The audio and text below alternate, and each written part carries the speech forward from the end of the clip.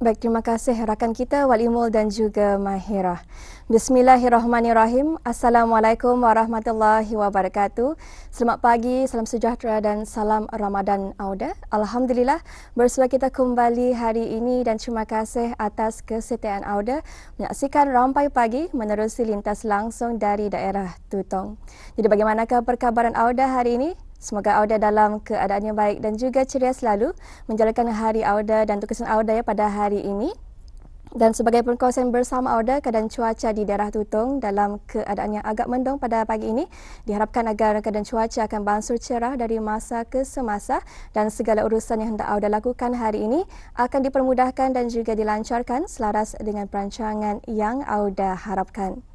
Auda seperti biasa dalam pertemuan kita kali ini akan dikongsikan beberapa makluman beserta dengan bahan visual yang akan dapat kita saksikan bersama sebentar sahaja lagi. Tapi sebelum itu Auda ingin dikongsikan terlebih dahulu iaitu Majlis Perundingan Mukim Telisai akan mengadakan Gerai Ramadan di mana Gerai Ramadan ini akan diadakannya sehingga 9 April 2024 mengambil tempat di Gerai Mukim Telisai dan insyaAllah akan bermula pada jam 1 petang hingga 6.45 petang. Manakala makluman yang seterusnya, pada hari ini, hari Sabtu 16 Mac 2024, akan diadakan Majlis Maulid Ramadan bersama Impak, di mana antara acara majlis ini akan diadakan solat fardu maghrib berjemaah, sungkai, solat fardu isyak berjemaah, solat sunat tarawih dan juga witir dan juga kasidah dipimpin oleh kumpulan Diaul Iman ya, di mana majlis ini akan mengambil tempat di Pusat Belia Tutong dan insyaAllah akan bermula pada jam 5.30 petang hingga selesai. Itulah antara acara akan berlangsung pada hari ini dan untuk seterusnya kita akan beralih untuk mengikuti dan juga menyaksikan satu bahan visual yang telah pun kami sediakan untuk Auda bagi edisinya hari ini. Silakan.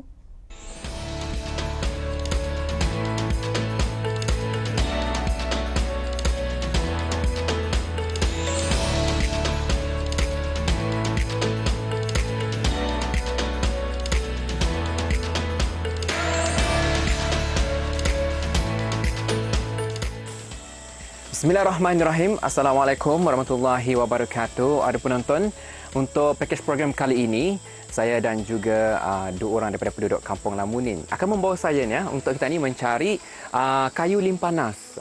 Jadi menerusi pertemuan pada kali ini, kita ni akan melihat macam mana usul kayu limpanasan ni, apa kegunaannya, kemudian apa mungkin ada manfaatnya tu nanti yang akan dikongsikan oleh penduduk Kampung Lamunin yang bersama dengan saya pada ketika ini.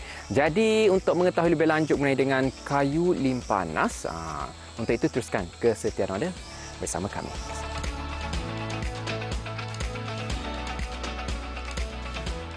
Dalam pendakian mencari tumbuhan limpanas, kami melalui beberapa kawasan perkebunan penduduk kampung sekitar sebelum sampai di kawasan hutan rimba di Kampung Lamunin. Dalam perjalanan tersebut, pelbagai jenis tumbuhan semula jadi dapat dilihat. Namun bagi tumbuhan limpanas, kelazimannya ia tumbuh secara semula jadi di kawasan hutan paya gambut, Pidsom Forest dan kawasan hutan campuran kaum damar Mixed Dipterocarp Forest dengan habitat tanah rendah dan berbukit, juga di kawasan lereng dan permatang bukit sesuai dengan kawasan yang kami terokai. Alhamdulillah ada penonton, setelah beberapa minit perjalanan kami mencari kayu limpanas, alhamdulillah akhirnya jumpa jua di sini merupakan terdapatnya kayu-kayu limpanas hitam.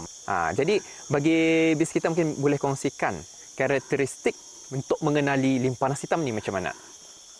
Terima kasih. Sebenarnya untuk mengenali kayu limpanas hitam ini ataupun lebih dikenal juga dengan lakum hitam namanya.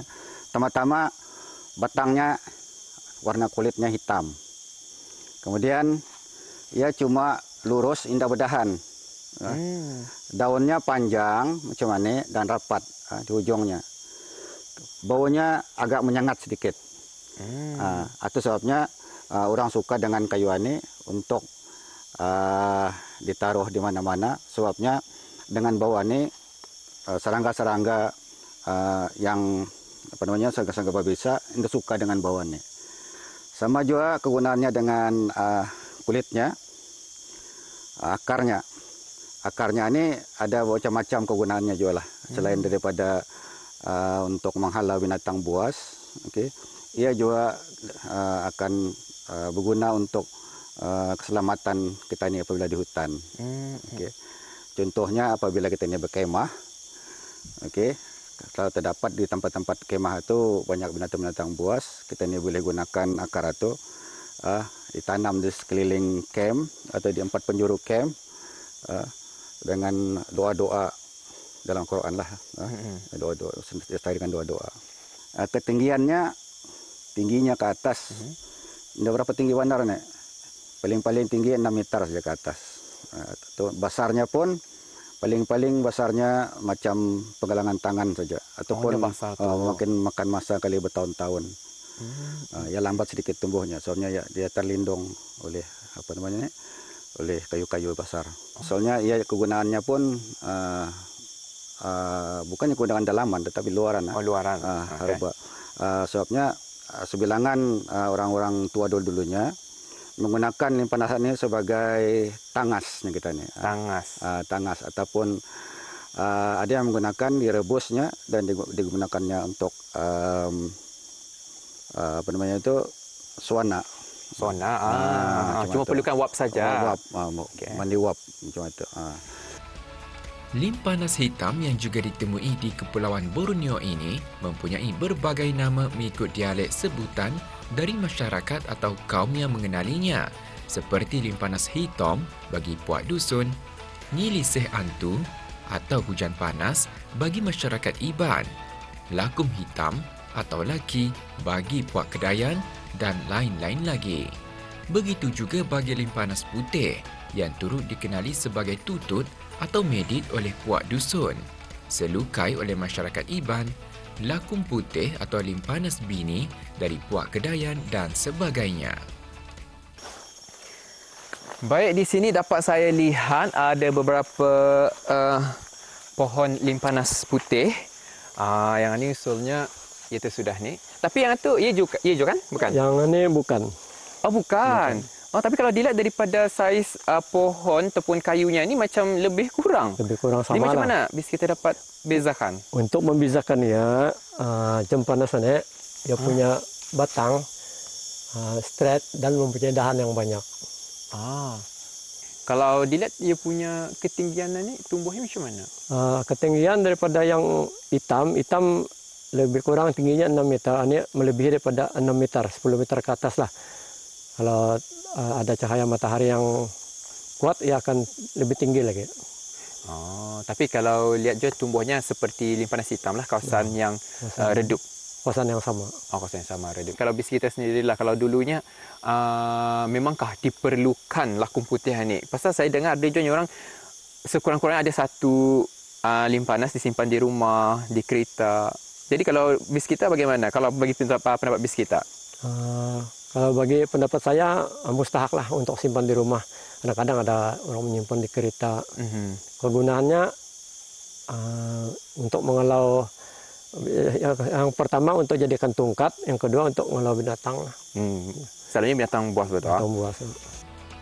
Di negara Brunei Darussalam terdapat 11 spesies limpanas hitam dan putih yang dikenal pasti, yang secara saintifiknya ia disebut sebagai Goniotalamus dan tergolong dari keluarga Enonaceae dan dikategorikan sebagai tumbuhan renek atau shrub yang menghasilkan buah.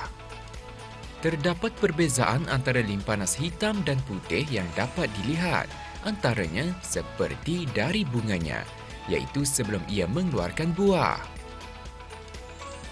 Akar, isi kayu, saiz ketebalan kulit kayu, dan sebagainya. Limpanas putih yang berlukar, daunnya besar, panjang, dan apabila dibakar dengan api ia akan meletup.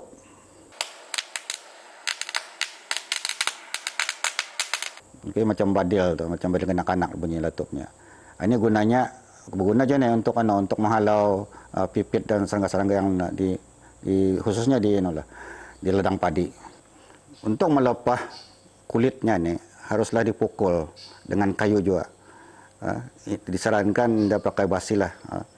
Boleh, soalnya petua orang tua-tua untuk memukul apa saja yang jadikan obat dan sebagainya haruslah menggunakan sama ada kayu dan bukan besi.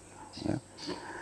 Itulah ya dipukul ataupun dilepah, dikeluarkan daripada kayunya itu dan dibuka kulitnya itu, kemudian dipukul sehinggalah ia mamar ni orang, pecah-pecah.